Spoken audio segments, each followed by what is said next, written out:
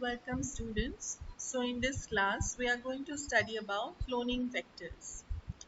Now what actually is a vector and what is clone? Because the name is cloning vector. So it includes two words. One is clone and the other is vector. So clone means identical copies and vectors, they are the carriers or vehicles which help to transfer the gene of interest to the host. Now, cloning vector is used as a vehicle to artificially carry the foreign gene of interest into the target cell where it can be replicated and it can be genetically expressed. It is used to amplify a single molecule of DNA into many copies. Cloning vectors are DNA molecules that are used to transport cloned sequences between the biological host and the test tube. Without cloning vector, molecular gene cloning is totally impossible because for transferring of the gene of interest to the target cell, we will require a vehicle which will carry the gene of interest. So that carrying vehicle is itself the cloning vector.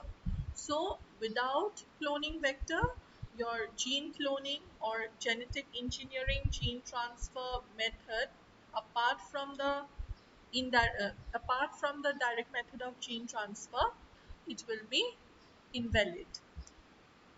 Then coming to the next part, the features of cloning vector. In order to become a cloning vector, one should fulfill certain requirements. First is the origin of replication or ORI site. Now this makes autonomous replication in vector. Means for a vector to fulfill its requirement as a cloning vector, it should have origin of replication. Now, this ORI site is a specific sequence of nucleotide from where the replication starts. So, when foreign DNA is linked to the sequence along with the vector's replication, foreign DNA also starts replicating within the host cell. How? Because when you insert a foreign DNA, you will first insert it into a vector. Now, when you insert it into a vector, the vector should have the ORI site. When it has the ORI site, then what will happen? When foreign DNA is linked to the sequence along with the vector's replication, the foreign DNA will also start replicating since it is having the ORI site in it. Then next is the cloning site or the restriction site. Now, cloning site is the place where the vector DNA can be digested and desired DNA can be inserted by the same restriction enzyme.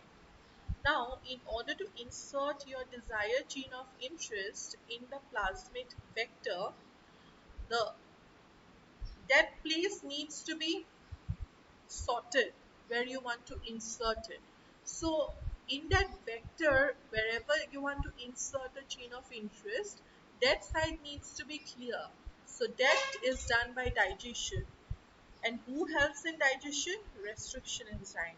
So the digestion restriction enzyme will digest that particular site where the particular restriction enzyme cuts or cleave.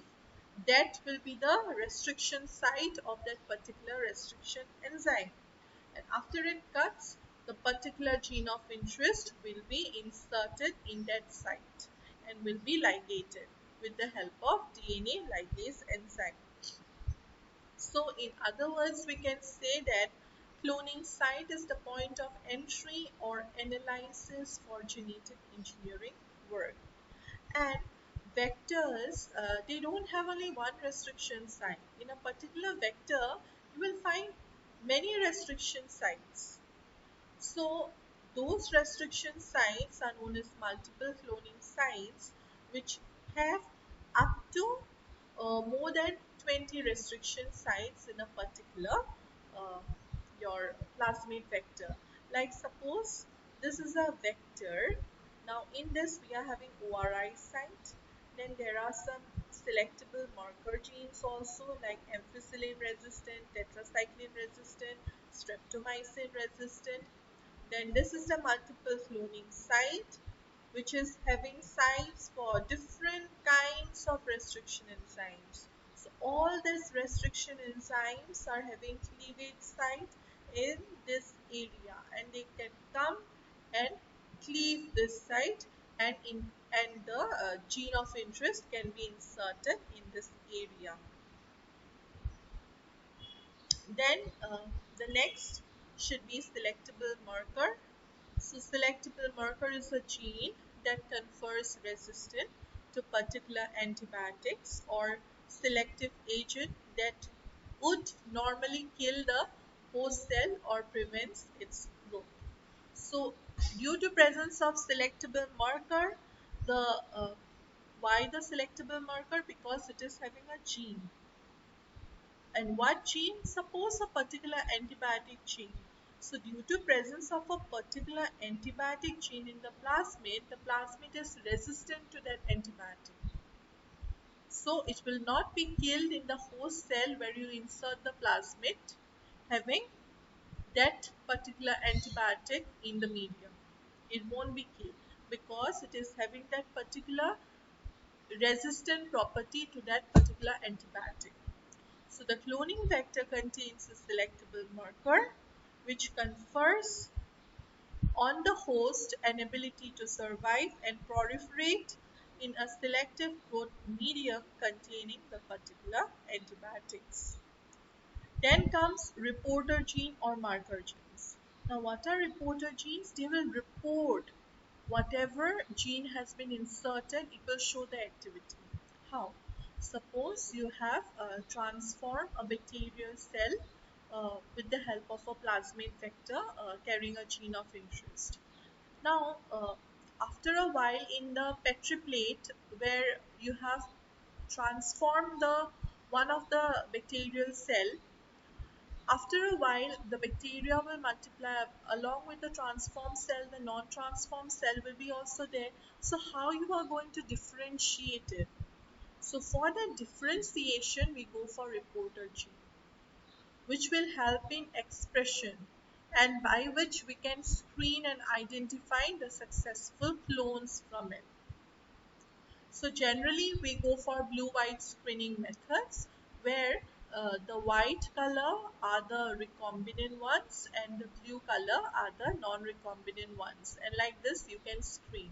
Recombinants means those have the gene of interest. Those have been genetically modified.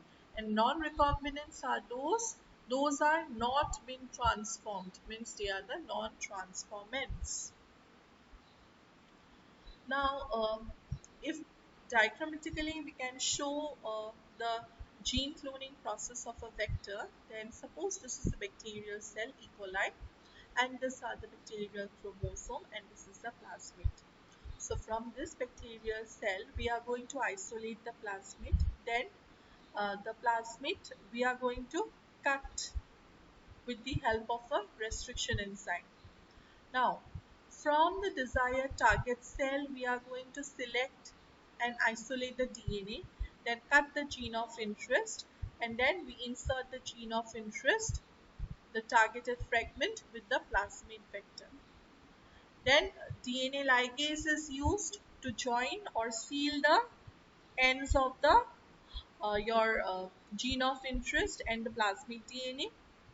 Now, this your transformed plasmid or the recombinant DNA plasmid is then introduced into a bacterial cell by the process of transformation, and after this the bacteria will be called as a recombinant bacterium, and this recombinant bacterium will undergo binary fission. It will reproduce and then it will produce clones and clones of bacterial cells which are having the transformed or which are having the gene of interest. So all these are the transformed bacterial cells. So since ample number of bacteria are produced, so this is known as gene cloning method, And who is helping? Vector. So these are vector mediated gene cloning methods. Some additional properties of vectors: it should be short, small, compatible with the host cell, then incompatible with other vectors. It should have a high copy number, means if it multiplies it should give high copy numbers. So these are some important features which a vector or a cloning vector should have. So this was all for this class. Thank you.